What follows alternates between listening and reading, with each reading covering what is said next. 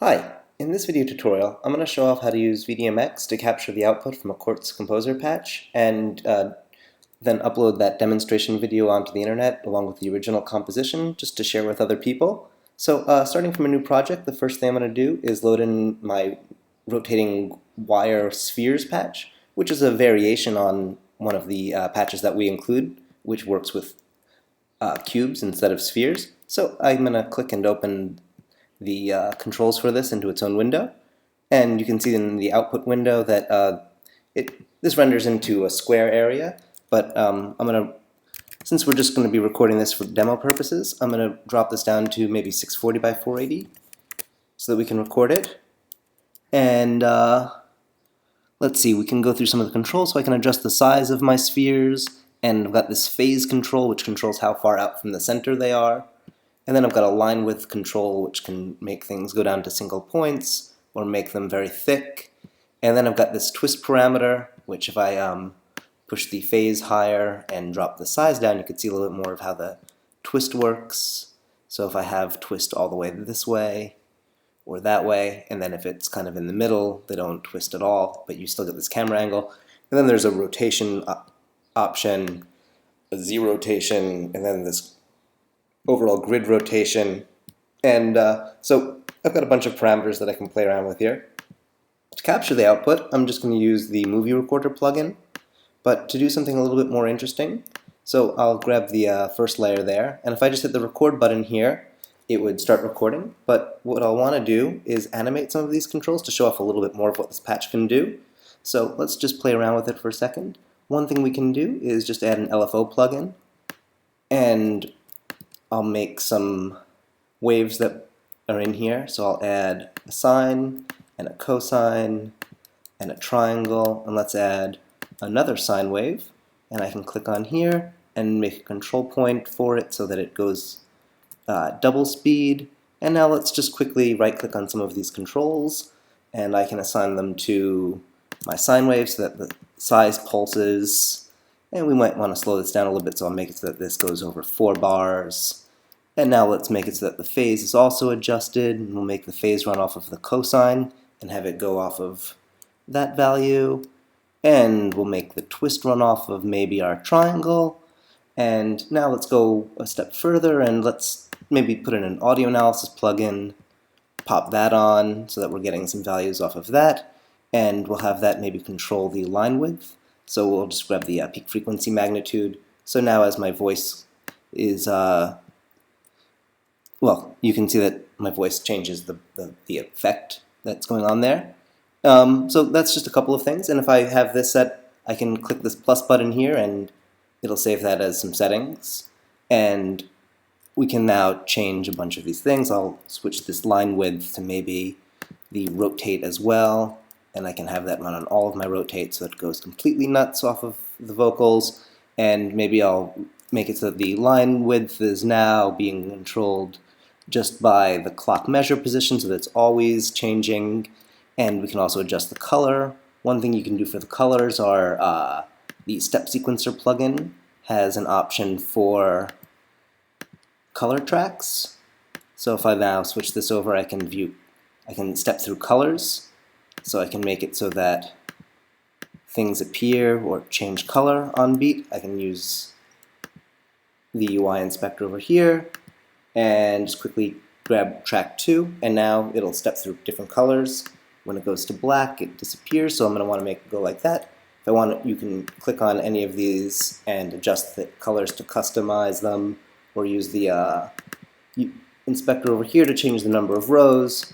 And okay, maybe I like this set, so I can save that.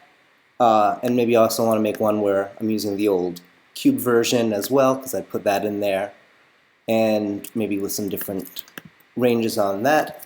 And now I've got 3 different settings, and now I might want to hit record, and I'm showing off one variation of things, and I can switch to another variation while I'm capturing that, and now I can switch over to yet another variation, and I can switch back. And this way, within my recording, I'm showing off a little bit more of the versatility of this patch, and now I've shown off, maybe 10, 20 seconds of this, so that's a good amount.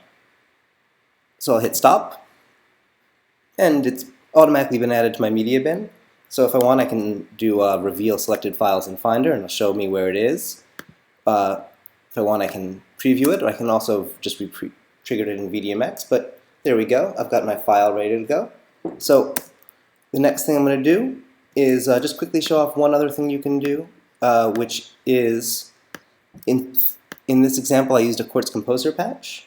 But if you wanted to, say, use an Open Frameworks application, like this one that I got from my friend Dan, you can launch that and capture its output over Siphon. And in a lot of cases, you might just want to use the Siphon Recorder application for doing this. But one neat thing about capturing things this way is I can use the Control Surface plugin. So there's no controls natively for this. But if I use a Control Surface plugin, I can create a custom set of controls, because this application that Dan made is set up to, he's got this XML file that describes some of the setup for it. So I can make a slider in VDMX, and I can use my UI inspector here, and under sending, choose OSC, and I've set up to send to this VidVox sending app, and I can pop in the control for that. And now I can control his patch remotely, and I can even do things like change the option so that my control is logarithmic, so that I have a little bit more control over it. And just like anything else in VDMX, I can now just right-click on this and make it respond to something. So I can make his patch audio reactive very easily with OSC.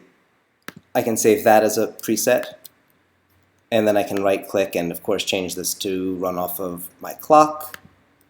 So it goes like that, save that as another preset, and now I can hit record, and it's recording that one mode, and I can switch off to it now being auto-reactive, and I can switch back to it just being controlled by the clock, and now I can hit stop, and now I've got a recording of my Open Frameworks application using a different set of controls, which can be pretty handy.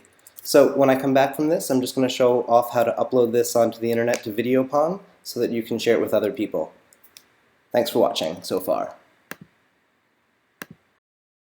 Hi, so where I left off, I had recorded a movie output from VDMX, and I was going to upload it onto the internet. But before I do that, I'm just going to quickly open it up into QuickTime Player and export it as a H.264 movie so that I can upload it. Or you can upload it as a photo JPEG or some other codec. But I just want to make this a little bit smaller so that it goes onto the internet a little bit faster.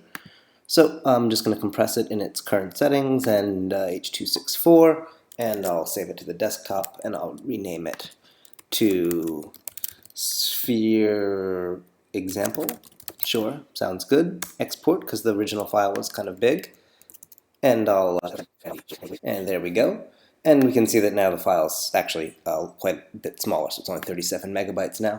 So going over to the VideoPong website, I'm just going to go to the upload form. And first I'll choose a file. I'll go to the desktop, choose my Sphere Example, and I'll let that go. I'm going to call it my rotating wire spheres Quartz Composer. And while that's uploading, I'll just let that go. So I'm going to tag this with interactive, and I'll tag it with 3D and generative. Sounds good, and this is some.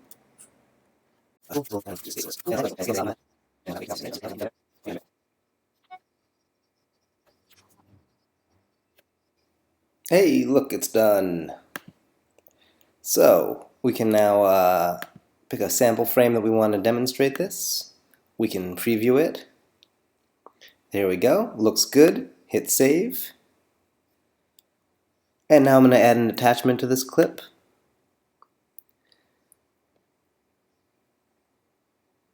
So there's a lot of different options. You can include a code repository or a project website for it, but I'm going to just quickly zip my file from the Finder. So choose compress, and then I'm going to grab this from the desktop. So I've got my zip file,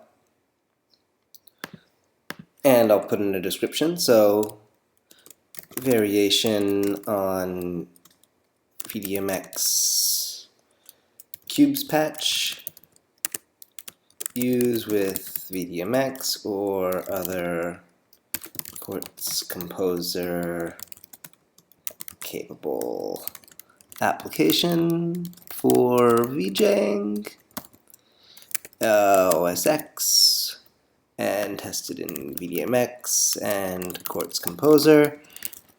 I'm not going to bother with a type, but the attachment is a Quartz Composer. And there we go. This is my patch, save attachment. And there it is. So it's going to get checked up and then published online. So that's about it for uploading and using this on VideoPong. There you go.